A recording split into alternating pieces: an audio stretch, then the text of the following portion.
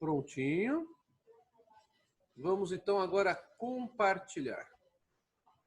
Mas para compartilhar primeiramente, eu tenho que fazer uma coisa óbvia. Eu tenho que abrir o PowerPoint, né? Senão vocês não veem nada. Cadê você, PowerPoint? Prontinho. Tirar o PowerPoint aqui dos privilégios e abrir o PowerPoint das soluções de conflitos. Apenas lembrando a todos vocês que o PowerPoint completo de diplomacia, que compreende as aulas de diplomacia e imunidades, já está disponível para vocês no live de vocês, tá? Então, a mesma coisa eu farei quando terminar aqui toda a parte das soluções de conflitos e vou, inclusive, verificar se eu já coloco o de hoje. Obviamente que ele tem que ser acrescido, né? Da aula da semana que vem, que aí a gente vai estar na guerra, né? Com relação com relação a esse tema, né? Então vamos lá.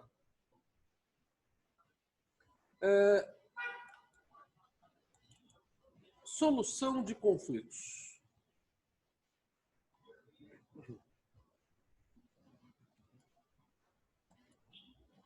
É o nosso tema de agora. Para primeiramente falarmos de solução de conflitos, eu tenho que estabelecer o que são conflitos, né? As pessoas têm uma ideia de que a sociedade internacional ela apenas trabalharia com conflitos quando houvesse guerra, quando houvesse algum tipo de situação de maior impacto sobre a economia de um estado ou de outro estado. Aliás, eu comentei com vocês mais de uma vez esse semestre que a sociedade internacional não é mais apenas a sociedade internacional onde se disputam espaços territoriais, porque o território sempre teve um valor muito grande economicamente relacionado à agricultura, à pecuária e ao extrativismo. Eu salientei com vocês mais de uma vez que na sociedade internacional pós-Segunda Guerra Mundial se estabeleceu a superação da chamada guerra de conquista territorial pela chamada guerra, entre aspas, comercial, isto é, pelo comércio internacional, pela disputa de mercados, pela disputa concorrencial de mercados. Então, com isso, a própria diplomacia passa a ter um outro papel que também diz respeito ao desenvolvimento dos direitos econômicos, sociais e culturais com os estados com os quais a missão diplomática se relaciona. Eu posso ter conflitos tanto por questões pequenas como por questões mais gravosas. Então, vocês devem estar lembrados que no ano passado houve uma certa indisposição entre o presidente da República aqui do Brasil, Jair Bolsonaro, e o Macron, que é o chefe de Estado da França. Certamente vocês se lembram dessa indisposição. E essa indisposição dizia respeito ao cumprimento ou não do Protocolo de Paris, que é um protocolo muito importante sobre meio ambiente e que também diz respeito, esse protocolo, do qual o Brasil é signatário, quanto à preservação da Amazônia e ao desenvolvimento sustentável da Amazônia. Eu já falei para vocês em outra oportunidade que a Amazônia não é só brasileira.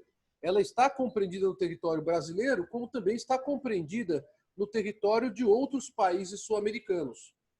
E que quando a sociedade internacional fala sobre as chamadas coisas que interessam a toda a humanidade, como é o caso do Polo Ártico, da Antártida, da Sibéria, como é o caso do norte do Canadá, como é o caso da Groenlândia, como é o caso das florestas, dentre elas a floresta amazônica, isso é feito não para se suprimir a soberania ou a autodeterminação de cada Estado, mas é feito porque aquilo que existe no território ou nos territórios desses Estados acaba tendo um interesse que não é apenas desse Estado, mas é um interesse que se reflete quanto às consequências que são dadas pela atividade que aquele Estado realiza naquele território e consequências que ultrapassam as divisas de um Estado. Essa ideia que muitos criticam, dizendo que isso é uma globalização, outros falam que o ideal seria um globalismo e não uma globalização. Essa ideia que muitos falam que isso fere a soberania nacional é uma ideia que, do ponto de vista científico, esbarra numa grande dificuldade. O problema ambiental ele não para na divisa de um Estado. Não para. Então, vamos supor que a Rússia quisesse realizar a exploração do seu subsolo na Sibéria, que é uma área inóspita, uma área gelada, de forma a prejudicar a preservação ambiental daquela área. A preservação ambiental daquela área que é gelada impacta a sociedade internacional se não for feita a contento, porque mexe com o clima de todo o hemisfério norte, o que traz uma consequência sobre as marés e o que traz uma consequência sobre o hemisfério sul. Então, esse tipo de situação é justamente a situação daquilo em que nos referimos quando falamos em possibilidade de conflitos. Conflito internacional não é apenas a guerra, portanto. Conflito internacional não é apenas a disputa comercial. Conflito internacional pode existir num simples desacordo. O desacordo que houve entre o Brasil e a França no ano passado é um conflito internacional, por mínimo que seja. Foi rapidamente superado, foi por conta das missões diplomáticas brasileira e francesa, que restabeleceram o diálogo, demonstrando que, na realidade, as palavras dos chefes de Estado foram mais fortes do que aquilo que se queria dizer. Na verdade, a diplomacia ela traz como uma consequência uma espécie de equilíbrio naquilo que foi falado ou naquilo que foi feito, uma reflexão. E essa reflexão ela exige não apenas um repensar, como uma espécie de ajuste de conduta, ainda que factual, entre os dois estados envolvidos. Quem vai fazer a diplomacia? Já falamos, é o chefe de Estado quem é o grande representante do Estado. Mas, muitas vezes, quem realiza isso é o corpo diplomático de cada Estado. Então, nesse incidente particular que houve entre Brasil e França no ano passado, envolvendo Jair Bolsonaro e Macron, esse incidente acabou sendo contornado pelo próprio diálogo dos corpos diplomáticos de Brasil e de França. E essas coisas elas são mais comuns, então, do que a gente pode imaginar. Então, a ideia de conflito não é apenas a ideia do conflito bélico, não é apenas a ideia do conflito econômico, como também é a ideia do conflito quanto a declarações que são tidas como declarações inadequadas pelo chefe de outro Estado. Vocês se lembram que o Donald Trump, há poucos dias atrás, na abertura anual da Organização das Nações Unidas, fez críticas contundentes à China. Eu não sei se vocês assistiram isso, acho que boa parte de vocês viu isso. E essas críticas contundentes foram de tamanha magnitude que ele acusou a China diretamente de ser responsável pela disseminação da pandemia no mundo inteiro. E pediu à sociedade internacional que responsabilizasse a China por conta disso. Responsabilidade internacional. A gente vai discutir esse tema na aula que vem também, junto com a guerra. Vejam só a situação. O que aconteceu? O Xi Jinping, o representante de Estado da China, rebateu de pronto, na primeira oportunidade que ele teve para se manifestar na ONU, com relação a essas afirmativas, segundo ele, extremamente fantasiosas dos Estados Unidos. Então, isso gera um conflito. Então, esse conflito ele é solucionado de que forma? ele é solucionado através das chancelarias, isto é, dos corpos diplomáticos dos Estados Unidos e de China. Então, a missão diplomática, que eu estava aqui comentando para vocês, ela tem um papel importantíssimo na solução de conflitos. Há alguns casos relativos a essa situação de conflito internacional que precisam ser lembrados. E eu faço questão de lembrá-los aqui para vocês, porque são casos que estão na própria memória da sociedade internacional. Tá?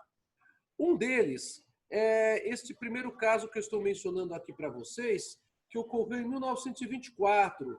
Vocês estão vendo aí na tela, né? O caso Mavromatis, quando a então Corte Permanente de Justiça Internacional, que é a antecessora da atual Corte Internacional de Justiça, em 1924 não existia a ONU. O que existia era a Sociedade das Nações, era a Liga das Nações. E a Corte Permanente de Justiça Internacional era o Tribunal Internacional que a Liga das Nações tinha. Quando a Liga das Nações foi extinta e foi criada a ONU acabou praticamente herdando todo o legado da Sociedade das Nações. E o seu tribunal passou a ter um outro nome, Corte Internacional de Justiça, tá bom? Então, a Corte Permanente de Justiça Internacional é o tribunal internacional que existia à época da Sociedade das Nações, da Liga das Nações. Bom, esse caso Mavromatis é muito interessante.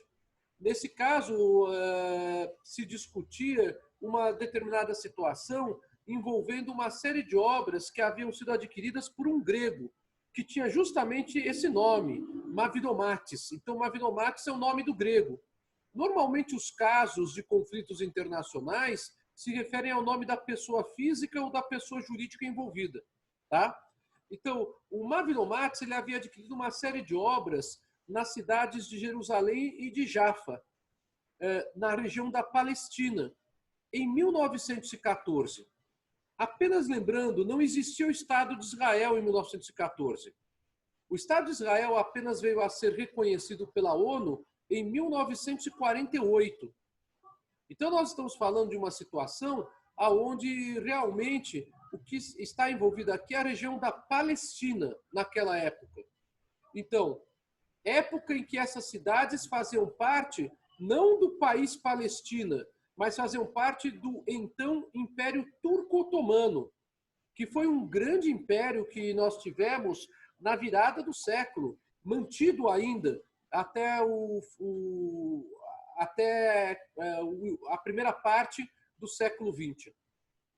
Então, o Império Turco-Otomano, ele então dominava essa área de Jerusalém, essa área de Jaffa. Ao final da Primeira Guerra Mundial, a Turquia foi derrotada e ela apoiou a Alemanha na Primeira Guerra Mundial e foi derrotada pela Inglaterra e pela França e pelos demais países que compuseram o apoio à Inglaterra e França. E a partir de então, a Turquia viu-se privada de todas as suas posses no mundo árabe. A Palestina passou a ser administrada pela Grã-Bretanha.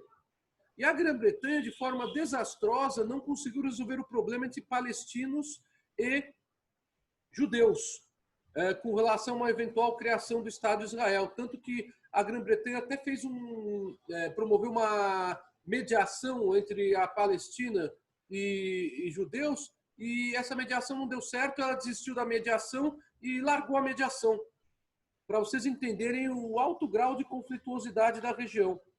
Então, essa região, nesta época, ela era dominada pelo Império Turco-Otomano e, com o final da Primeira Guerra Mundial, passou a ser dominada pela Grã-Bretanha. Quem concedeu essa dominação para a Grã-Bretanha foi a própria Sociedade das Nações, a própria Liga das Nações. A Grã-Bretanha ela não reconheceu os direitos do grego Mavromatis com relação às obras que ele havia adquirido em Jerusalém e em Jaffa. Então, o governo grego apresentou um requerimento à Corte Permanente de Justiça Internacional, E nesse requerimento, ele pleiteou o reconhecimento dos direitos em favor do seu cidadão grego, do Mavromax, e pleiteou ainda a reparação pelos prejuízos causados eventualmente a esses bens, né? A Corte Permanente, ela assegurou a manutenção das obras em favor do grego, no território palestino que estava dominado pelos britânicos, mas recusou o pedido de indenização, alegando que a concessão não havia sido de fato anulada e que não havia provas suficientes de danos efetivamente sofridos pelos bens do grego Mavromax, mas os bens foram reconhecidos como de titularidade dele. Neste case da Corte Permanente de Justiça Internacional, foi reconhecida a existência daquilo que hoje entendemos como conflito internacional. Conflito internacional pode existir pelo simples desacordo, não é necessário um conflito bélico, portanto. Outro caso muito importante que está aí na imagem de vocês é este caso de 1997, que é o caso Lotus. Esse caso Lotus, ele comoveu a sociedade internacional da época pela repercussão que ele teve. Do que trata este caso, né? O caso Lotus é um caso relativo a um processo criminal que foi levado a termo porque houve uma colisão em 1926 envolvendo um navio francês que tinha esse nome. O nome do navio francês era Lotus, né? E esse navio francês ele acabou chocando-se diretamente em alto mar na região da Grécia com um navio turco chamado Boscourti. Então, um navio francês que se chocou com um navio turco no mar Mediterrâneo, numa região de águas pertencente à Grécia. Vejam só a situação. Como resultado do acidente, 8 turcos morreram afogados e o navio turco acabou sendo destruído por conta dessa colisão de navios. A Corte Permanente de Justiça Internacional recebeu este caso e julgou este caso em 1927. A questão toda era saber se o tenente francês que estava a serviço conduzindo o navio Lotus deveria ser julgado ou não pela Turquia. Porque a Turquia, vejam só, que era o país de bandeira do navio que havia sido naufragado, entendia que teria ocorrido crime por imprudência, um crime de natureza culposa do comandante do navio francês. Então a discussão foi essa. A Turquia queria julgar criminalmente o tenente francês, que Demont chamava esse tenente francês. E a França acabou alegando que isto não era uma questão de jurisdição da Turquia, mas a França até apresentou uma jurisprudência dela a respeito de jurisdição em conflito interespacial de normas, esse tipo de situação toda, né? Não deu certo. A França ela não conseguiu que a Corte Permanente de Justiça Internacional concluísse que, com base em julgados de direito interno francês, isso pudesse ser aplicado para o direito internacional. Então, a Corte simplesmente passou a estabelecer a necessidade da fixação de regras envolvendo o chamado direito de trânsito no mar. E, por conta disso, muitos anos mais tarde, acabou sendo promulgada uma convenção muito importante de direito internacional que se chama a Convenção de Direitos em Alto Mar. É uma convenção de 1958. Então, percebam vocês que esta questão do caso Lotus, ela serviu, na verdade, para demonstrar a situação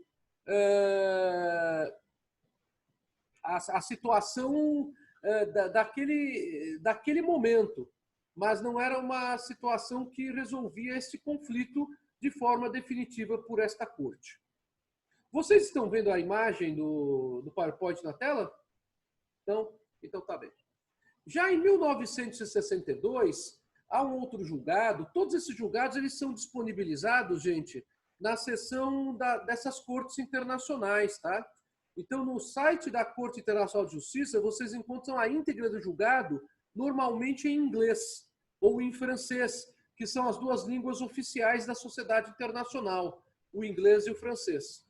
Bom, a Corte Internacional de Justiça, em 1962, julgou um caso muito complexo relativo a conflitos de reconhecimento de limites territoriais entre países do sudoeste africano.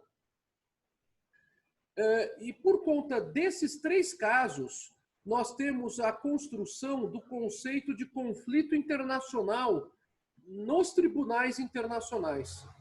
Então, o caso Mavromatis, das obras de propriedade do grego na Palestina, o caso Lotus, por conta do naufrágio no navio turco causado por esse navio francês, o Lotus, e o caso envolvendo a discussão de divisas e limites territoriais de países do sudoeste africano, acabou levando a Corte Internacional a concluir o seguinte entendimento: há dois tipos de conflitos internacionais: o conflito jurídico e o conflito político.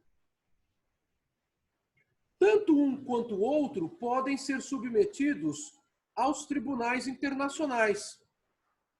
Tanto um quanto o outro. Qual que é a diferença? O conflito jurídico existe quando há um desacordo de interpretação de um direito já existente. Então, aí fala-se em conflito jurídico. Os dois estados que estão envolvidos no litígio, eles não concordam quanto à maneira que um deles interpreta o direito. Qual direito? O direito internacional. Porque a interpretação do direito gera conflitos.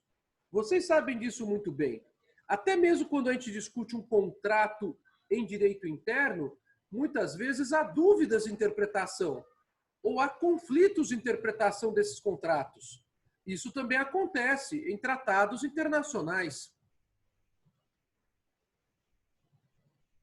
Então, as cortes internacionais reconheceram, a partir desses três precedentes, que há uma diferença entre o conflito jurídico, quando há divergência de interpretação, e de conflito político, quando um Estado não concorda com o direito alegado pelo outro e procura convencer o outro Estado a mudar a sua postura, a mudar a sua conduta. Podemos dizer que, no caso Macron e Bolsonaro, o que há não é propriamente um conflito político. Muito embora, obviamente, tenha se demonstrado, aparentemente, no primeiro momento, como um conflito político. O que houve foi um conflito de interpretação dos dois chefes de Estado quanto ao Protocolo de Paris. Isso eu posso lembrar para vocês até pelas declarações do presidente brasileiro ao discordar do chamado corredor andino, que, segundo ele, seria um corredor que levaria, na prática, a uma intervenção proibindo o Brasil de praticar atos em seu próprio território. Já o Macron, por sua vez, afirmou que não se tratava disso, mas se tratava de uma proteção ambiental que interessa inclusive ao Brasil e ao restante da humanidade. Então, muito embora a aparência desse conflito tivesse sido a aparência de um conflito político, o que houve foi uma divergência de interpretação de dois chefes de Estado. E coube às missões diplomáticas brasileira e francesa reequilibrar essa situação, reharmonizando as relações entre os dois países. Bom, deu para vocês terem uma ideia do que é um conflito internacional, portanto, né? Eu posso ter um conflito internacional tanto por uma questão de aparente simples discussão, como conflitos de maior significado. Bom, o conflito internacional ele pode ser pacífico ou bélico. Fala-se em conflito internacional pacífico como sendo a diretriz da sociedade internacional contemporânea.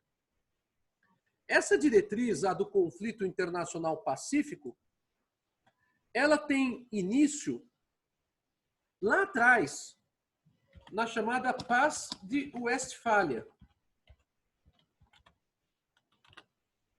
O Tratado de Westfália, ele pôs fim à Guerra dos 30 Anos, que era uma guerra que tinha como pano de fundo divergências religiosas profundas entre católicos e protestantes. Não existia uma unanimidade da sociedade internacional pelo chamado respeito à diversidade. Hoje, a sociedade internacional trabalha com o respeito à diversidade como um dos seus pilares. Daí porque existe tanta aversão da sociedade internacional à ideologia de grupos que se dizem homogênicos ou que se dizem predominantes. Na sociedade internacional, o respeito à diversidade é uma palavra de ordem. A ideia da Paz de Westfália foi justamente colocar fim à guerra de 30 anos entre católicos e protestantes. E de que forma foi colocada a conclusão desta guerra? Através de uma série de tratados. Não foi apenas um. A Paz de Westfália resultou em uma série de acordos internacionais envolvendo diferentes governos, desde o governo inglês até o governo sueco, passando pelo governo dinamarquês, pelo governo russo, pelo governo do Império Sacro Romano Germânico, que era um império que discutia muito de perto essa questão do protestantismo e do catolicismo. E a Paz de Westfália traz alguns primados de direito internacional muito úteis, que serviram de inspiração para a ideia de que a sociedade internacional é a sociedade contemporânea da paz. Vou explicar para vocês isso agora. Em primeiro lugar, a Paz de Westfália, ela consagrou a superação do direito da guerra.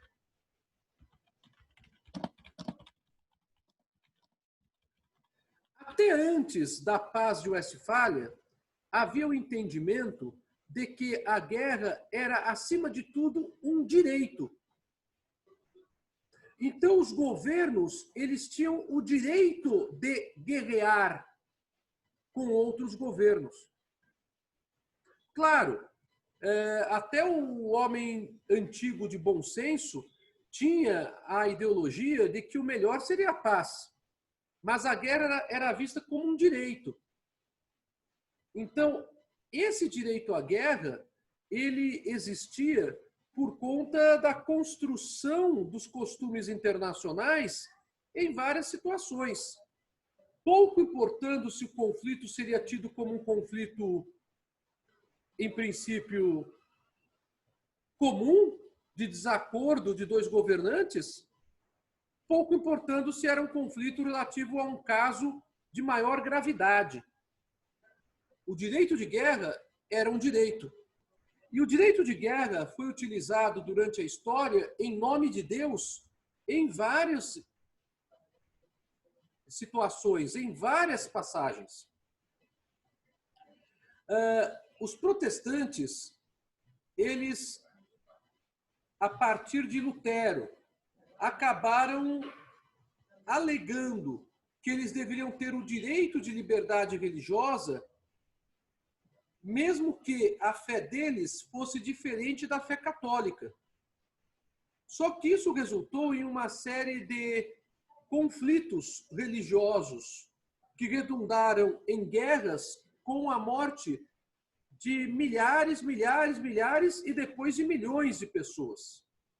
Então, os cristãos caíram no mesmo problema da chamada Guerra Santa, do cristianismo contra o islamismo e do islamismo contra o cristianismo, que perdurou durante alguns séculos na Europa. E a Paz de Westfália procurou estabelecer um princípio. A paz deixa de ser, a guerra deixa de ser um direito e a guerra passa a ser tratada como exceção. Isso não ajudou muito na história, nós sabemos isso. Mas, graças a isso, a sociedade internacional, quando se organizou modernamente, no início com a Liga das Nações, no final da Primeira Guerra Mundial, e depois com a ONU, a sociedade internacional consagrou não apenas de que o direito à guerra seria uma exceção, mas que, na verdade, a paz é que seria o direito, e não a guerra. Então, a sociedade internacional, ela evoluiu a tal ponto que hoje não se considera mais a guerra um direito internacional. É sabido que o conflito bélico pode muitas vezes ocorrer, mas a guerra ela passa a ser um último recurso, não propriamente um direito. Da Paz de Westfália até o surgimento da Sociedade Internacional do século XX, o que havia era a superação do direito da guerra pelo direito à paz. Então, o direito à guerra ainda existia como direito. A sociedade contemporânea entende que a guerra é apenas o último recurso. Então, a guerra ela não deve ser tratada propriamente como um direito. O direito é o direito à paz. É esta que é a principiologia da sociedade internacional, que leva ao reconhecimento geral, universal, do princípio da solução pacífica dos conflitos.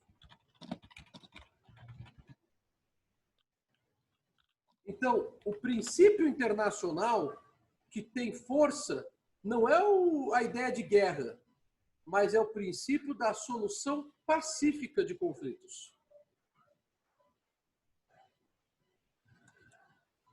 Voltando à nossa apresentação. Então, nós temos o direito da guerra, que evolui para se transformar em um direito à paz. Uma evolução iniciada pelo Tratado de Westfália, mas que apenas ganha maior magnitude com o surgimento da sociedade internacional a partir do final do século XIX e início do século XX, em especial depois da Primeira Guerra Mundial. Essa prevalência da solução pacífica de conflitos, ela é uma prevalência que é artificial em vários momentos da história. Aliás, nós sabemos que muitas guerras ocorrem até hoje no mundo.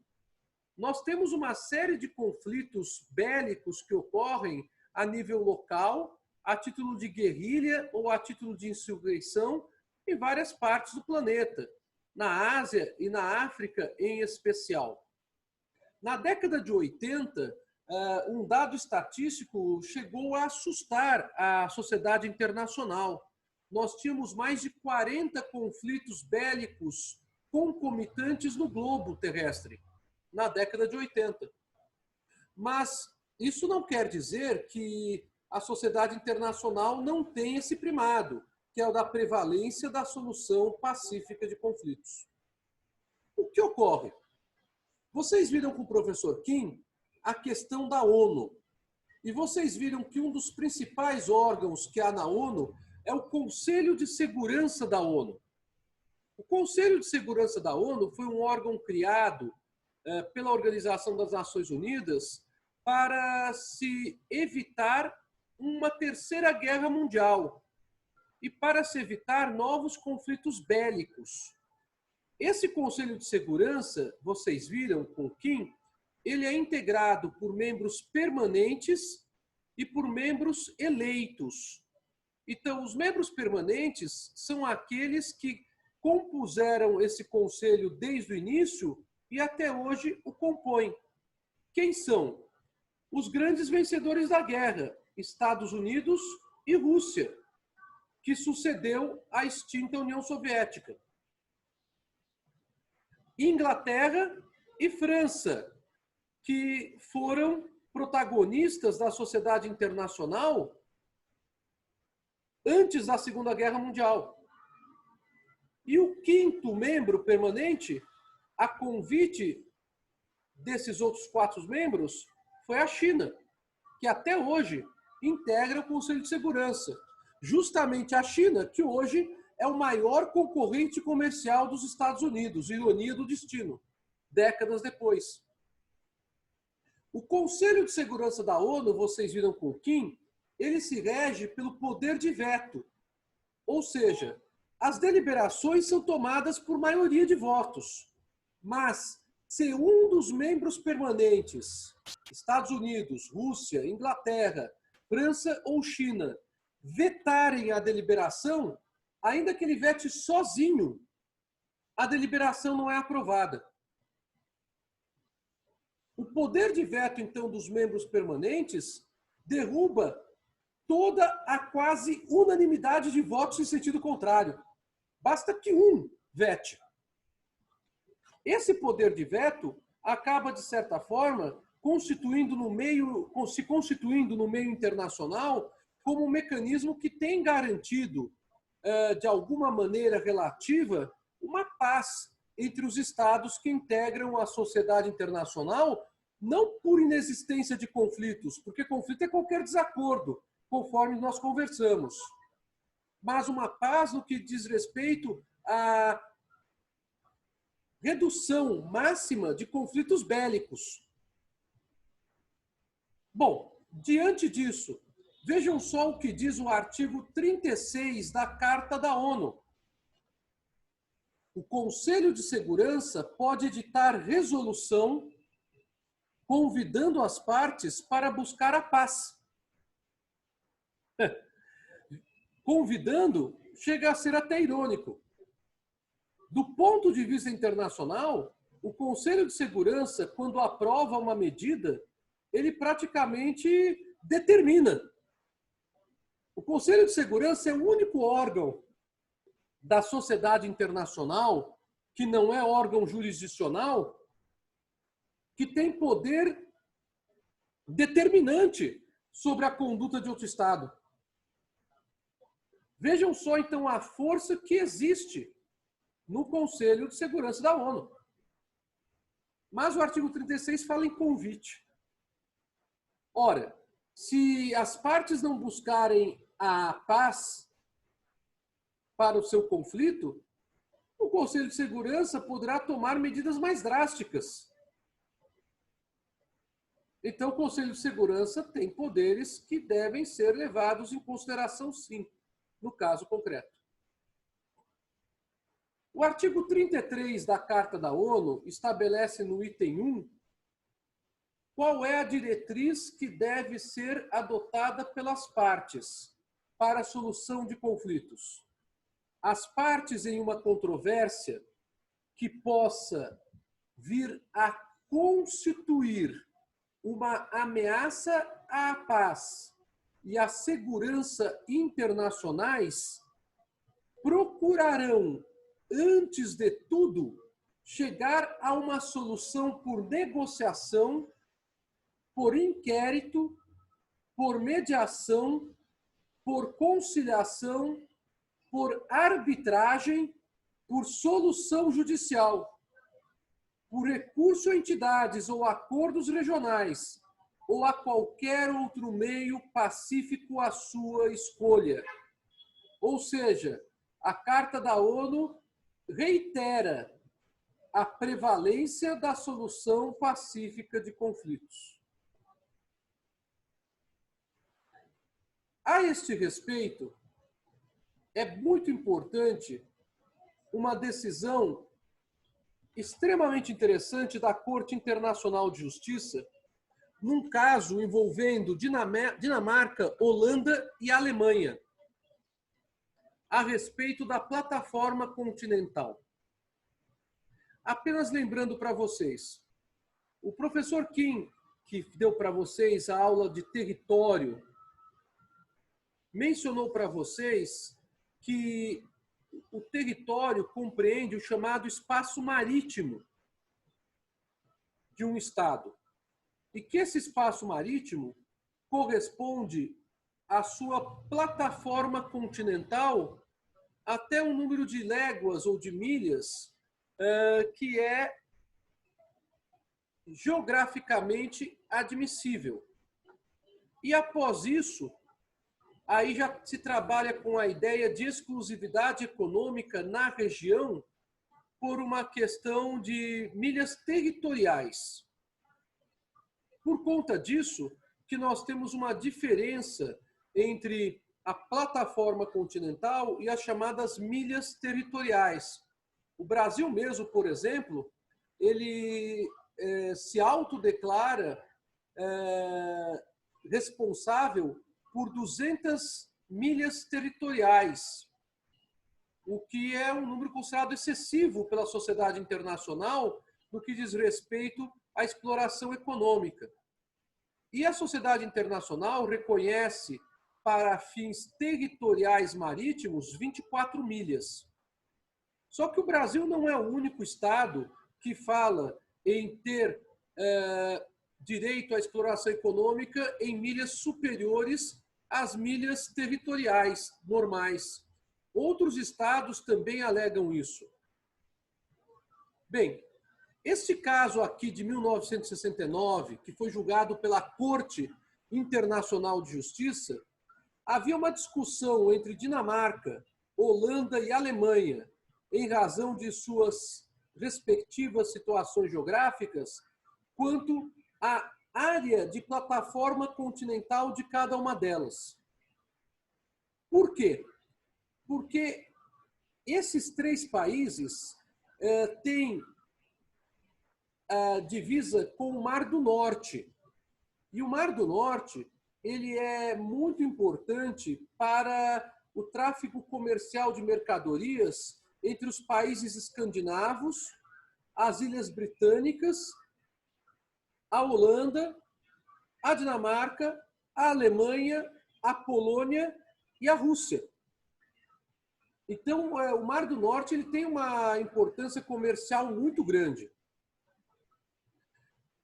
A Alemanha, a Holanda e a Dinamarca não haviam se entendido quanto à chamada plataforma continental.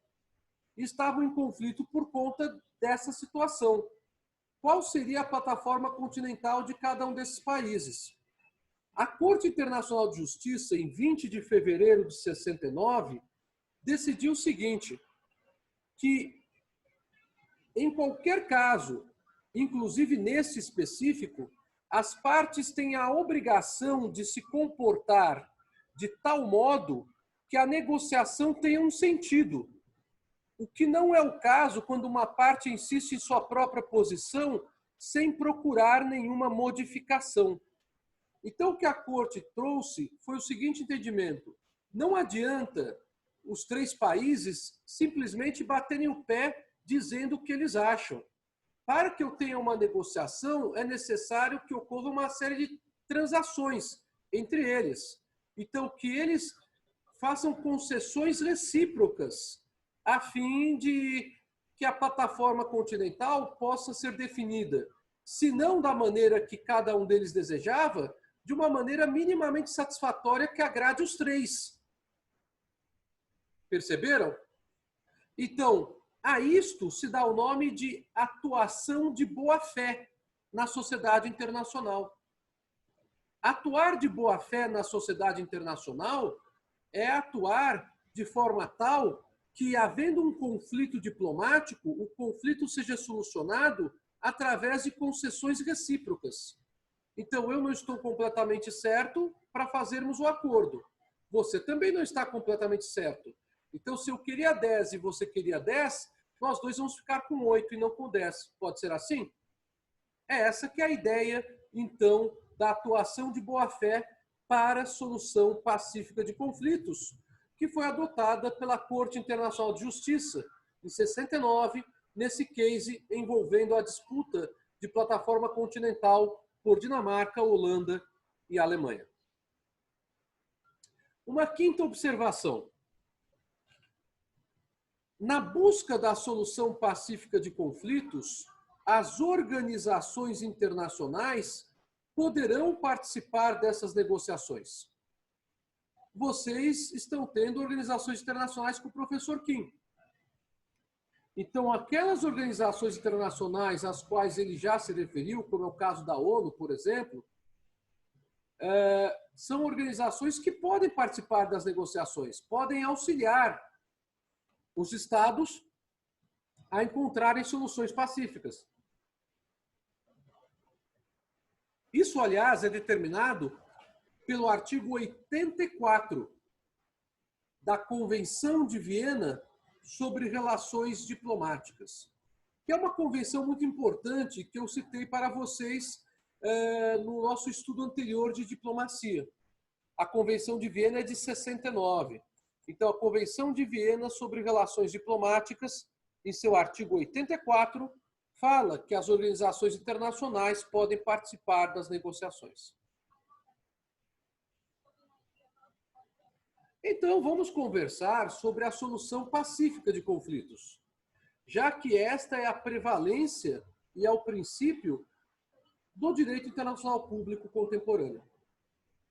A solução pacífica de conflitos, ela se rege pelo princípio da liberdade de escolha do mecanismo de solução. Então, se dois ou mais estados estão em conflito, esses dois ou mais estados podem buscar uma solução pacífica para esse conflito, valendo-se de quaisquer instrumentos. Só não poderão valer de instrumentos militares, porque a solução deixa de ser considerada pacífica. O uso de instrumentos militares transforma a solução do conflito numa solução bélica. Então, na solução pacífica de conflitos, o uso de instrumentos não militares é o que é exigido. Por conta disso, nenhuma organização de caráter militar poderá participar de um processo de solução pacífica de conflitos. Nem mesmo a ONU poderá exigir o chamado direito de ingerência que ela tem. A ONU tem um direito que se chama direito de ingerência. Eu não sei se o professor Kim chegou a falar sobre isso com vocês. Alguém se recorda desse tema, direito de ingerência?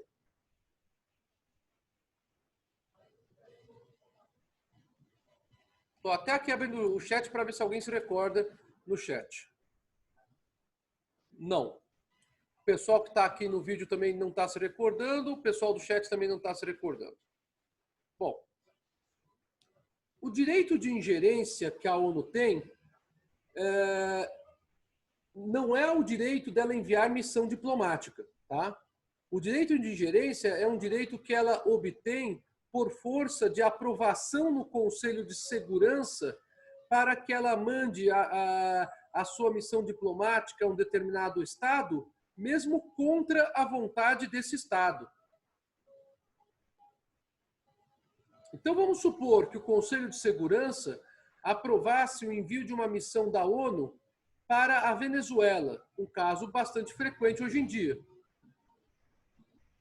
Isso acabou não ocorrendo porque, no caso concreto, o próprio presidente da Venezuela, o Nicolás Maduro, aceitou pacificamente, depois de alguma relutância, o envio de uma missão diplomática da ONU àquele país. Mas vamos supor que ele não tivesse aceito esse envio de missão e que o Conselho de Segurança da ONU aprovasse a missão diplomática da ONU, mesmo contra a vontade da Venezuela, em território venezuelano. O direito de ingerência, ele viola, obviamente, num primeiro momento, a ideia de autodeterminação daquele país. Vocês concordam?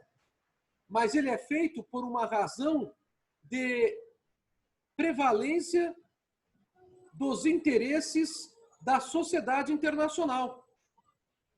Só que esse direito de ingerência, ele somente pode existir se houver a aprovação do Conselho de Segurança da ONU, e lembrem-se que o veto de um único país dentre os membros permanentes não aprova a medida. Então, é um direito que tem uma dificuldade muito grande de ser exercido. Mas direito de ingerência não é solução pacífica de conflito, óbvio, porque vai contra a vontade declarada do Estado que sofreria ingerência. Então, não se pode falar em solução pacífica de conflito, nem mesmo nesse caso.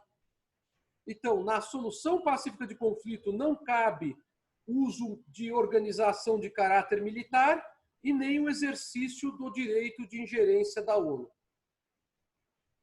Quais são as soluções pacíficas de conflitos no direito internacional público? São elas expostas em duas grandes categorias. A primeira categoria, que é a categoria dos instrumentos não jurisdicionais. Nesta categoria, então, não estamos falando de tribunais internacionais. Estamos falando de outras soluções que os Estados acabam adotando. São elas a negociação direta, a investigação, os bons ofícios, a conciliação e a mediação. Já os instrumentos jurisdicionais internacionais são a arbitragem, que é desenvolvida pelos tribunais de arbitragem internacionais, e as decisões jurisdicionais dos tribunais internacionais. Então, vamos conversar um pouquinho sobre esses instrumentos. Deu para entender até agora essa parte? Abro para perguntas para que eu possa, então, iniciar cada um desses itens. Está claro para vocês? Então, tá bem. Vamos falar primeiro sobre a solução pacífica através da negociação direta. Há alguns autores que usam a expressão negociação diplomática. Particularmente, eu entendo que essa expressão é um equívoco, porque todos os instrumentos não jurisdicionais envolvem diplomacia. Então, falar-se em negociação diplomática para essa solução pacífica poderia levar à confusão de que os outros instrumentos não jurisdicionais não seriam diplomáticos, quando eles também são. Tá? Então, particularmente, eu prefiro a expressão negociação direta. Por que negociação direta? Porque é uma negociação realizada pelo corpo diplomático do Estado A com o corpo diplomático do Estado B, que estão em um conflito. Não há nenhum interventor, não há nenhum mediador, não há nenhum terceiro convidado a participar dessa negociação. Apenas os estados que estão em conflito que se reúnem e negociam. Na negociação direta, existe uma iniciativa conjunta dos estados para solucionarem as suas questões. Então, trata-se essa negociação direta de uma comunicação diplomática desses estados, que normalmente já é realizada quando os estados mantêm relações diplomáticas entre si. Mas não são todos os estados na sociedade internacional que mantêm relações diplomáticas entre si. Alguns estados não têm relações diplomáticas com outros estados por razões ligadas à história, à religião, a questões econômicas, questões culturais, ou porque nunca tiveram interesse nenhum em se aproximar um do outro. Então, é possível também a abertura de uma comunicação direta entre esses estados que não mantêm relações diplomáticas? Sim. Aí fala-se em uma comunicação diplomática avulsa. É uma comunicação diplomática que é realizada apenas para resolver aquela questão, não para manter relações contínuas de um estado com o outro. Então, a comunicação diplomática, ela pode ser direta ou avulsa. Além disso, eu posso ter essa comunicação diplomática buscando a solução pacífica do conflito de forma oral, mediante reuniões, sejam reuniões presenciais ou por videoconferência, ou mediante troca de instrumentos escritos. Não é incomum a negociação direta com troca de notas.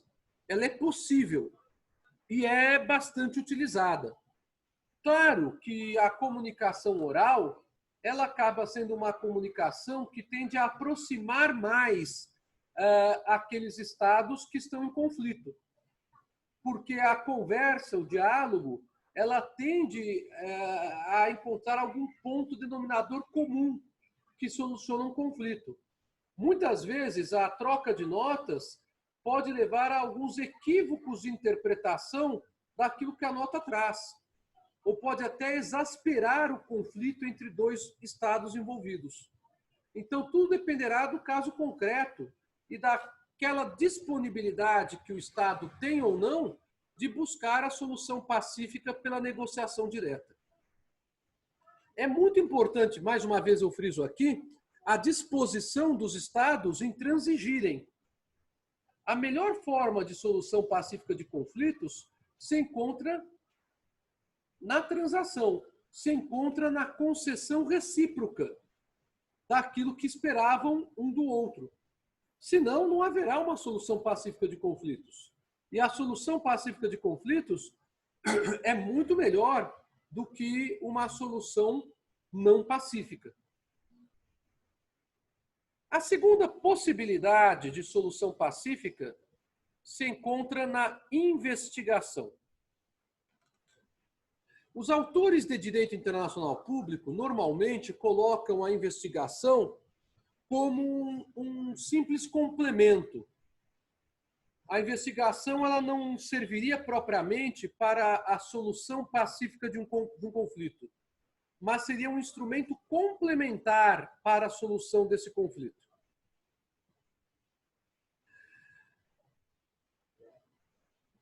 Quando há a investigação, é instaurada uma comissão de investigação. Esta comissão tem uma função, um objetivo e um prazo específico a ser cumprido. Se esta comissão tem natureza provisória. Muitas vezes, os estados, de comum acordo, acabam buscando a investigação para entenderem de forma mais aprofundada o que levou à divergência entre eles. Mas eu posso ter também a investigação que seja feita mediante algum organismo internacional. Normalmente, a investigação perante algum organismo internacional, ela é iniciada pela denúncia de qualquer pessoa física ou jurídica, ou ainda de grupo de pessoas, ou ainda de uma determinada instituição, inclusive uma ONG, como Greenpeace, por exemplo, ou como o International Consumers, ou ainda contra um Estado. O Foro Internacional mantém algumas cortes que realizam investigações, como é o caso da Comissão Interamericana de Direitos Humanos. As investigações elas são muito comuns em hipóteses envolvendo direitos humanos, em hipóteses envolvendo proteção ambiental e em hipóteses envolvendo segurança internacional. Não é só a floresta amazônica ou o Pantanal que são questionados pela sociedade internacional. Fiquem tranquilos quanto a isso. Existe uma disseminação de um discurso político aqui no Brasil que isso existiria apenas com relação ao Brasil, e não é verdade. Os incêndios na Califórnia, que foram até levantados ontem pelo ministro do Meio Ambiente, são objetos de investigação, muitas vezes, nos foros internacionais. E os incêndios na Califórnia têm, na realidade, uma razão totalmente diferente, tanto do ponto de vista climático quanto do ponto de vista vegetativo, para ocorrer do que os incêndios do Pantanal na floresta amazônica. Basta lembrar que a Califórnia ela é permeada de um deserto fortíssimo, de uma região desértica, que não é o caso do Brasil, né? Então, as comparações são diferentes e, além das comparações não valerem do ponto de vista científico, a sociedade internacional também se debruça sobre os incêndios da Califórnia, saibam vocês. Assim como também se debruça sobre eventuais degelos no Polo Ártico ou na Antártida, o que envolve muitas vezes investigações com relação à conduta do Canadá, com relação à conduta da Noruega, da Suécia, da Finlândia e da Rússia. Tá? Para vocês entenderem o que eu estou falando. Então, a investigação ela é um instrumento complementar muito útil para a solução de conflitos. E quando a investigação ela é constituída por iniciativa do próprio Estado envolvido, ela é mais útil ainda para que melhor se avalie qual que é a causa do problema e quais seriam as soluções que poderiam ser buscadas. Bons ofícios.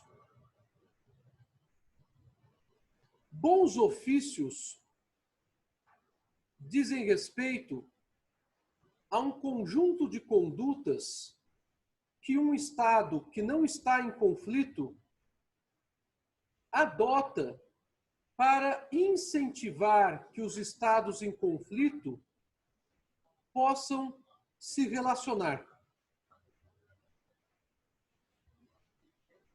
Vamos supor que Brasil e França não tivessem superado o problema do ano passado por uma negociação direta entre o corpo diplomático brasileiro e o francês.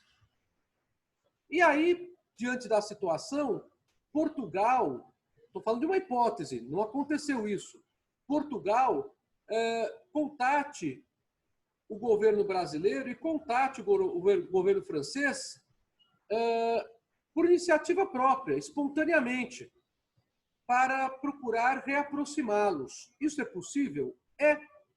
A isso se dá o nome de bons ofícios. O terceiro, no caso do exemplo hipotético que eu dei, que não é real, Portugal contata o governo brasileiro e contata o governo francês, a fim de promover um reatamento das suas relações diplomáticas. Então, nos bons ofícios, o que se busca é reatar as relações diplomáticas entre dois Estados. O terceiro não coordena a negociação. Não há, então, um processo de mediação. Na mediação, o terceiro coordena a negociação. Nos bons ofícios, não. O terceiro apenas faz a aproximação ou reaproximação entre os Estados que estão em conflito. Aquele caso que eu mencionei para vocês no módulo de diplomacia, envolvendo a invasão por terroristas da embaixada norte-americana no Teherã, ele não foi resolvido muito facilmente. Ele contou com os bons ofícios da Argélia, que procurou reaproximar os Estados Unidos e o Irã depois que o incidente chegou ao termo final. Então, depois que houve o livramento dos reféns e o controle sobre a embaixada norte-americana se restabeleceu, a Argélia conseguiu, com muita habilidade, reaproximar diplomaticamente esses países. Então, esse caso da Argélia é, aliás, um dos casos mais interessantes de bons ofícios dos últimos anos na sociedade internacional. Não é o único. A própria ONU, através do seu secretário-geral, à época, o Pérez Cuellar, atualmente o secretário-geral da ONU é o Antônio Guterres, que inclusive fez a abertura da Assembleia Geral deste ano. A própria ONU ela fez bons ofícios junto aos países do Oriente Médio que mantiveram reféns durante a Guerra do Golfo. Então, a ONU também tem exercido de uma forma bastante interessante a prática de bons ofícios para a solução pacífica de conflitos.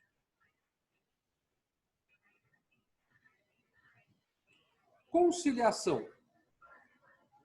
Se vocês tiverem alguma dúvida, por favor, não hesitem em perguntar, tá bom? A conciliação em direito internacional não é tão simples como é a conciliação no direito interno, que vocês aprenderão no módulo que trabalha com soluções adequadas de conflitos. No direito interno, você pode ter a conciliação numa audiência judicial, para que o processo não siga, e o juiz consegue conciliar as partes, por exemplo, e é feito o acordo que é homologado pelo juiz. Eu posso ter no direito interno a figura do conciliador extrajudicial, também, sem nenhum problema. No direito internacional, é um pouquinho mais complicado. No direito internacional, a conciliação é uma solução pacífica de controvérsias que se dá mediante a instauração de uma comissão. Isto quer dizer que uma comissão de conciliadores é instaurada pelos estados que estão em conflito. Normalmente, essa comissão ela é integrada por um número ímpar de conciliadores. 3, 5, 7, 9. E um número muito comum na história do direito internacional público é o número de 5 conciliadores, sendo 2 de um Estado, indicados por um Estado, 2 indicados pelo outro Estado que está em conflito, e um 5º conciliador que é indicado por um Estado neutro, de confiança dos Estados que estão em conflito. Então, assim, nós temos a comissão de conciliadores. Os próprios estados em conflito podem chegar à conclusão que seria interessante a constituição dessa comissão. Ou podem ser aconselhados a instituir uma comissão de conciliadores por alguma organização internacional ou por um terceiro estado. Às vezes, esse terceiro estado que aconselha é justamente aquele que indicará aquele 5º conciliador, que é o conciliador de Estado neutro. Isso é possível. O Brasil já participou de várias conciliações. Como eu tenho lembrado aqui para vocês, o Brasil ele é considerado, ele é visto na sociedade internacional, historicamente, como um árbitro, e não como um Estado alinhado à postura de um país A ou B. Porque o Brasil já se orientou contra posturas as mais diversas possíveis na sociedade internacional. Então, não existe um histórico do Estado brasileiro de alinhamento aos Estados Unidos ou de ser contra os Estados Unidos, que é um outro equívoco que tem sido colocado na política brasileira. O Estado brasileiro, inclusive, já deliberou por inúmeras vezes a sociedade internacional contra os Estados Unidos. Isso fez com que o Brasil, inclusive, tivesse problemas na Organização Mundial do Comércio com relação aos Estados Unidos, algumas vezes. Então, não é do jeito que se fala. O Brasil, historicamente, sempre manteve uma posição de neutralidade. Por isso, alguns países, volto a repetir, sempre viam o Brasil, historicamente, como uma espécie de Suíça do Hemisfério Sul, quando se fala em conflito internacional. Bem, a comissão de conciliadores chegará a alguma conclusão, né? Só que essa conclusão que a comissão de conciliadores chegará não é uma solução autoexecutável. E os estados podem não cumpri-la. Então, apesar dos estados aceitarem a comissão de conciliadores, os estados eles não se subjugam à conclusão dessa comissão. Senise, então qual que é a utilidade prática dessa solução pacífica de conflitos? Ela existe como um mecanismo possível para, em primeiro lugar, arrefecer, reduzir os ânimos de conflituosidade que há entre os estados. Porque os estados terão representantes que debaterão o tema.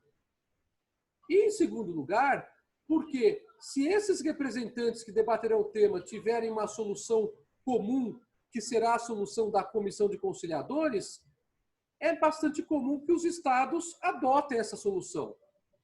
Mas pode haver um caso em que, dos 5 integrantes, Os dois do estado A decidem de uma forma. Os dois do estado B decidem de forma contrária e o quinto elemento, que é o neutro, define a favor de um deles. E aí o outro que perdeu não quer se subjugar, não quer se submeter à decisão da comissão de conciliação. Ele pode fazer isso? Na conciliação ele pode, porque a conciliação não é autoexecutável e nem subjuga as partes ao seu cumprimento. Mediação. A mediação, conforme eu falei para vocês, é bastante diferente da conciliação e bastante diferente dos bons ofícios. Porque o mediador, ele não aproxima as partes para a negociação necessariamente. Muitas vezes o mediador ele é eleito pelas partes. Então nós podemos ter um mediador que aproxime as partes inicialmente através dos bons ofícios, mas depois participe decisivamente do processo de negociação. E aí ele deixará de apenas praticar bons ofícios e será um mediador. E eu posso ter um mediador que não praticou bons ofícios antes, mas que é convidado a ser mediador pelos estados que estão em conflito.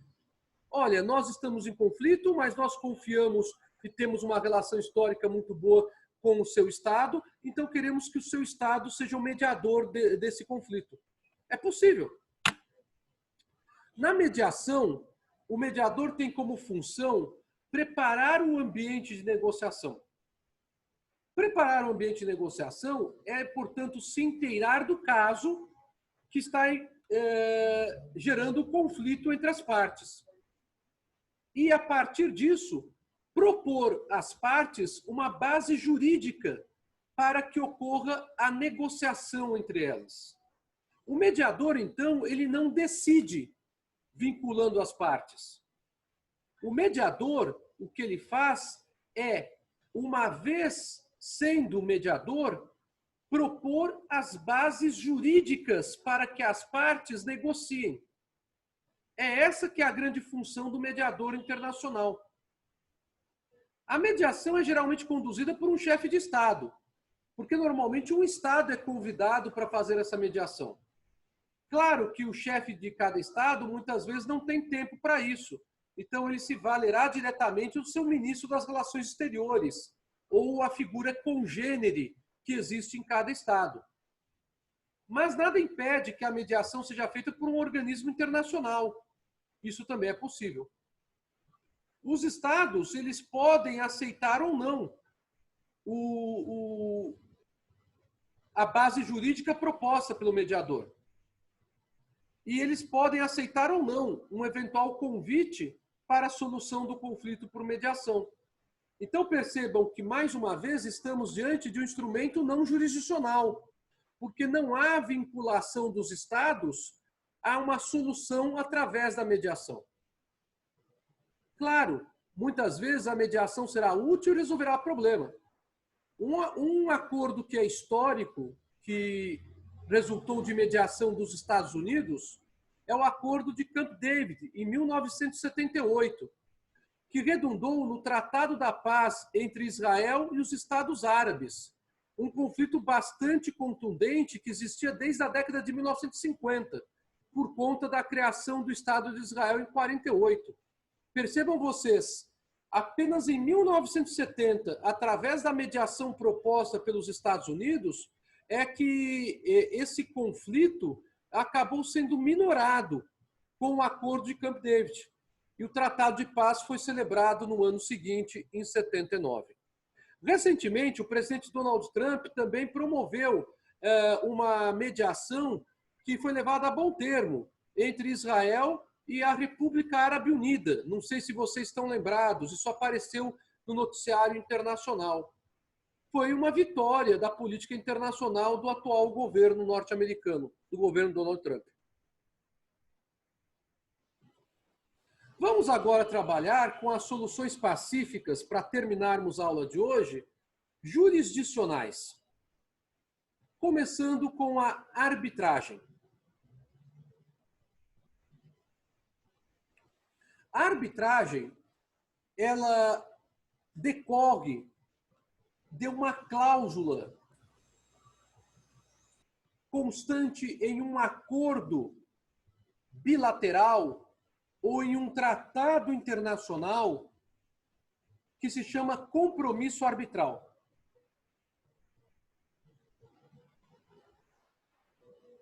Se os estados estiverem em conflito e eles tiverem celebrado entre si, isoladamente, ou ainda com outros estados, o compromisso arbitral, eles poderão alegar a cláusula de compromisso arbitral para que seja nomeado um árbitro. A modalidade de arbitragem pode ser de árbitro único, de uma comissão mista ou até mesmo de um tribunal de arbitragem. Tanto o árbitro único como a comissão mista são deliberados de comum acordo pelos estados que estão em conflito. Já o tribunal de arbitragem é um tribunal permanente da sociedade internacional que está disponibilizado para que os estados resolvam seus conflitos por meio dele. O tribunal de arbitragem não é um tribunal internacional jurisdicional no sentido de comissão para julgar determinados assuntos, como são os tribunais que eu vou falar para vocês daqui a alguns minutos. O Tribunal Internacional de Arbitragem é um tribunal que é permanente apenas para tratar de arbitragem, nada mais. O compromisso arbitral deverá fixar os poderes que os árbitros terão para definir o conflito e qual o procedimento que deverá ser adotado. Não há a chamada revelia no procedimento de arbitragem internacional. Muito embora a arbitragem deva dar oportunidade para que ambos os estados se manifestem, se um dos estados não quiser se manifestar, isso não gerará revelia. Revelia o que é? É a omissão de resposta. Aqueles que estão iniciando o curso, que ainda não tiveram a unidade de processo, tem que entender que o conceito de revelia está relacionado à ideia omissão de resposta.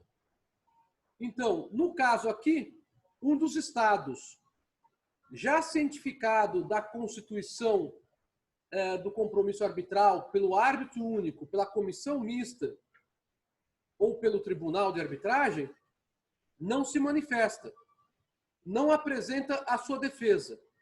Não haverá revelia por causa disso.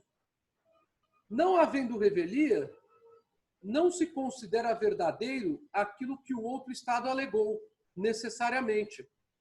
Isso quer dizer que o árbitro, seja o singular, seja a comissão mista, seja o tribunal de arbitragem, poderá decidir de forma diferente daquele estado que se manifestou, embora o outro estado não tenha se manifestado. Na arbitragem há uma diferença muito grande em relação às outras soluções pacíficas que falamos até aqui. A arbitragem sujeita os estados à decisão arbitral. Então, a arbitragem ela tem um poder equivalente a um poder jurisdicional. E por isso que ela é tratada pelo direito internacional público como um instrumento jurisdicional, embora não seja tipicamente um instrumento jurisdicional. Há alguns tribunais arbitrais que são permanentes. O primeiro tribunal permanente de arbitragem que existe até hoje é o Tribunal Permanente da Corte de Haia. O Tribunal de Arbitragem da Corte de Haia foi criado em 1899, vejam vocês, e expandiu a sua atribuição como Tribunal de Arbitragem em 1907. grandes brasileiros foram árbitros desse tribunal de arbitragem. Grandes brasileiros, que representaram muito bem o Brasil perante a sociedade internacional. E a sociedade internacional passou a respeitar o Brasil como um Estado mediador e um Estado árbitro, justamente por conta da atuação desses brasileiros na virada do século XIX para o século XX e nos primeiros anos do século XX. Bem, além desse tribunal, eu também lembrei aqui a título de exemplo, o Tribunal Permanente de Revisão do Mercosul. Parece-me que o professor Kim já falou alguma coisa de Mercosul e de União Europa para vocês, ou está para falar. Não sei se é isso mesmo. É isso mesmo? Bom, o Mercosul tem um Tribunal Permanente de Arbitragem que se chama Tribunal Permanente de Revisão do Mercosul, que foi instituído pelo Protocolo de Olivos. Olivos é uma cidade na Argentina. E no Protocolo de Olivos foi firmado esse acordo entre os membros do Mercosul. E esse Tribunal Permanente de Arbitragem começou a funcionar em 18 de fevereiro de 2002, com 5 árbitros. Depois, com o ingresso da Venezuela, em 2006 ou 2007, no Mercosul, nós tivemos uma modificação apenas do Protocolo de Olivos, mas a ideia e a existência do Tribunal Permanente continua normal. Os tribunais de arbitragem podem, eventualmente, ter as suas decisões invalidadas? Poderão ter as suas decisões invalidadas. E essas decisões poderão ser invalidadas nas cortes internacionais, nos tribunais que são tipicamente jurisdicionais, caso o próprio Tribunal de Arbitragem não revise a decisão. Em que casos caberá a invalidade da decisão arbitral? Primeiro caso, no caso de fraude ou deslealdade de algum dos árbitros. Quando isso ocorre, é apenas posteriormente descoberto, né, que o árbitro agiu com deslealdade. Como, por exemplo, ele acabou aceitando corrupção, agiu com corrupção.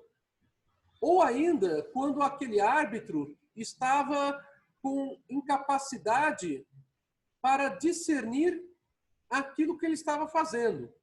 É a hipótese da incapacidade posterior, mas que já existia no momento em que ele votou, em que ele decidiu no tribunal de arbitragem ou na comissão mista.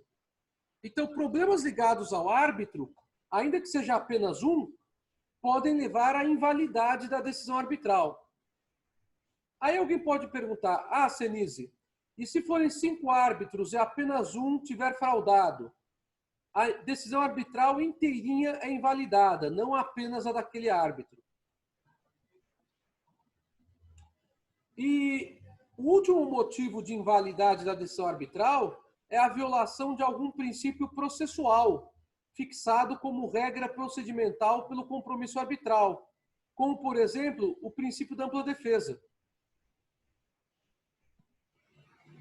Então, se há violação de algum princípio processual, também é possível a invalidade da decisão arbitral. Quem analisará a invalidade da decisão arbitral?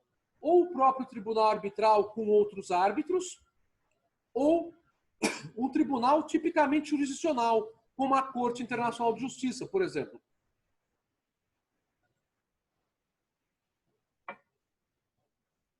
Pronto, chegamos na última imagem do dia.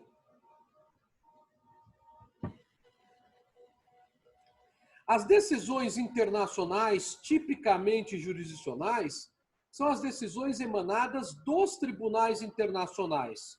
E não me refiro aqui aos tribunais de arbitragem.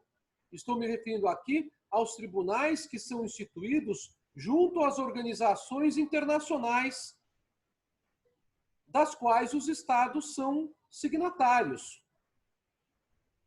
Esses tribunais internacionais, eles têm um prestígio muito grande perante a sociedade internacional, porque, em primeiro lugar, eles passam a ter, quando os estados os reconhecem, a capacidade de direito interno de cada um desses estados na órbita internacional. Assim, por exemplo, o Tribunal Penal Internacional, que tem competência internacional para julgar crimes de genocídio e crimes contra a humanidade, ele pode requisitar do governo brasileiro, porque o Brasil reconhece esse Tribunal Penal Internacional desde a criação dele pelo Estatuto de Roma no ano de 2000, a presença de testemunhas brasileiras sobre determinado fato. Ou até mesmo de réus brasileiros que serão processados e julgados por esse Tribunal Penal Internacional. Os Estados Unidos não reconhecem o Tribunal Penal Internacional, mas esse tribunal é reconhecido por boa parte dos estados que integram a sociedade internacional. Bom, os tribunais internacionais, então, têm essa capacidade de direito interno ao direito internacional. Tem a possibilidade de rever atos e de interpretar juridicamente normas internacionais. Tem a capacidade de analisar se um Estado que assinou um determinado tratado realmente está envolvido, empenhando-se em cumprir esse tratado internacional ou não. Os Estados que reconhecem os tribunais internacionais se submetem à sua jurisdição e acatam e cumprem as decisões emanadas desses tribunais internacionais. Então vejam vocês a grande importância, sim, que existe nos tribunais internacionais.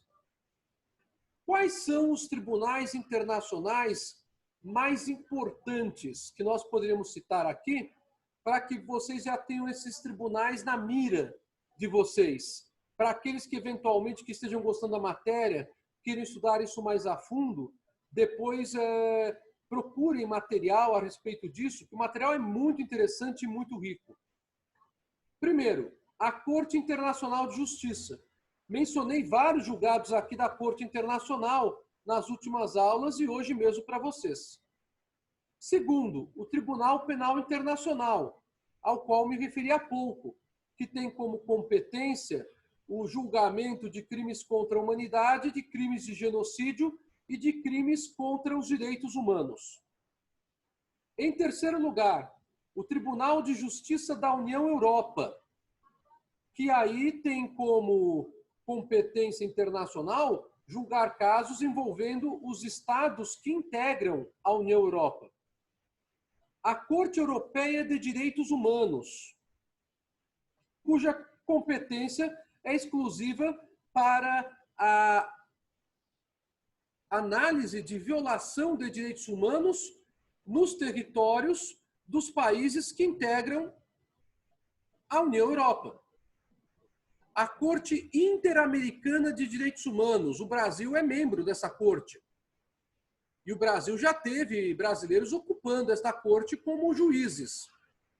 A Corte Interamericana de Direitos Humanos, ela diz respeito às Américas e, portanto, a sua jurisdição diz respeito aos estados que se localizam no território americano, América do Sul, América Central, América do Norte. O Tribunal sobre o Direito dos Mares é um tribunal bastante importante por conta de conflitos marítimos, seja de disputas de territórios marítimos ou até mesmo de questões relacionadas à proteção ambiental, ou ainda questões como a do Lotus, que eu mencionei para vocês hoje, de colisão de embarcações. Nós tivemos um grande professor de Direito Internacional aqui do Brasil, que foi juiz do Tribunal Marítimo Internacional, o professor Vicente Marota Rangel, que foi professor titular da Universidade de São Paulo e que eu tive o privilégio de ser aluno dele na faculdade. Tá? Inclusive, é considerado o maior especialista em direito internacional no Brasil sobre direito marítimo internacional. Já é falecido. E nós também temos um outro tribunal, que é um órgão que se chama Órgão de Solução de Controvérsias da Organização Mundial do Comércio.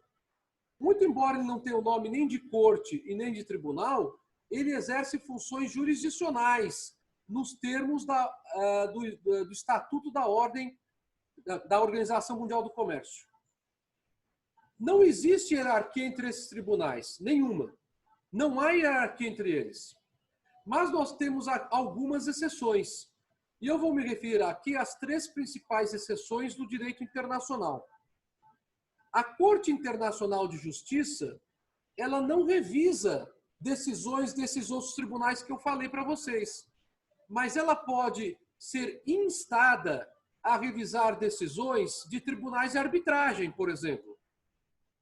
Como ela pode ser instada a revisar decisões do Tribunal Administrativo da ONU, que diz respeito, portanto, a conflitos administrativos de membros de missões diplomáticas que atuam na ONU, do Tribunal Administrativo da OIT.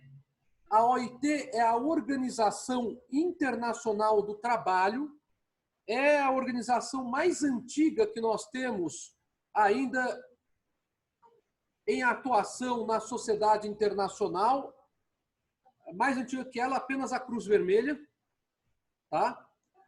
E ela foi criada juntamente com a Liga das Nações.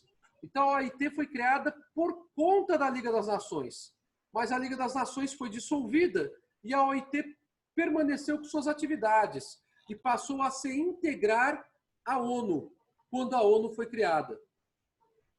E o Conselho da Autoridade Internacional da Aviação Civil, que diz respeito a questões de espaço aéreo internacional.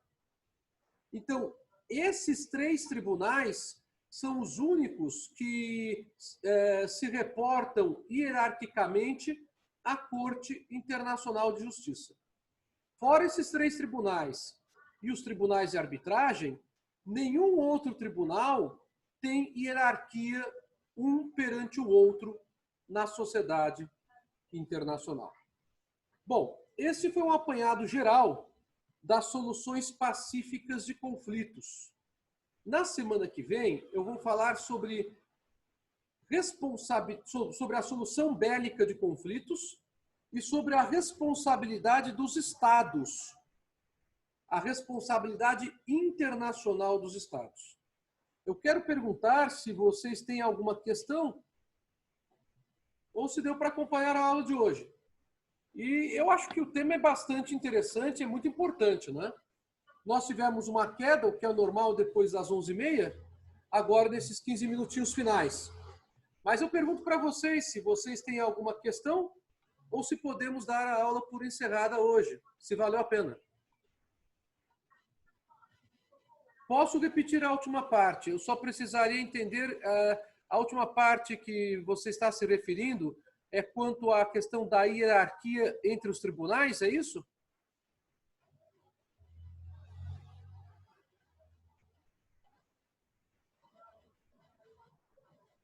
Bom, então vamos repetir aqui o slide que está sendo solicitado. Bom, repetindo o slide. Os tribunais internacionais, eles não são os tribunais de arbitragem, né? São os tribunais, então, que têm vocação de jurisdição internacional, não apenas quando as partes os escolhem, mas por conta da vocação que eles já têm pelo fato dos estados anteriormente já terem reconhecido a atuação desses tribunais. Os tribunais mais relevantes são esses aqui. Não existe hierarquia entre esses tribunais. Haverá apenas hierarquia de 3 tribunais para a Corte Internacional de Justiça, que são o Tribunal Administrativo da ONU, o Tribunal Administrativo da OIT, Organização Internacional do Trabalho, e o Conselho da Autoridade Internacional da Aviação Civil. E, eventualmente, o Tribunal de Arbitragem pode ter algum questionamento sobre invalidade de decisão arbitral junto à Corte Internacional de Justiça, caso ele próprio não faça a revisão do seu julgado através de novos árbitros. Mais alguma pergunta, pessoal?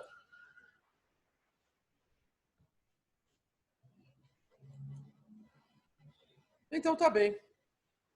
Eu agradeço muitíssimo a atenção de vocês. Eu sei que é muita informação, tá? Mas eu espero que tenha valido a pena, que vocês tenham conseguido acompanhar. Estou às ordens para qualquer coisa. Fiquem com Deus. Um ótimo dia para vocês, tá bom? Obrigada Gratidão. pela aula, professor. Boa semana. Obrigado, Vitória. Para você também, tá? Tudo de bom para vocês, gente. Tchau, tchau.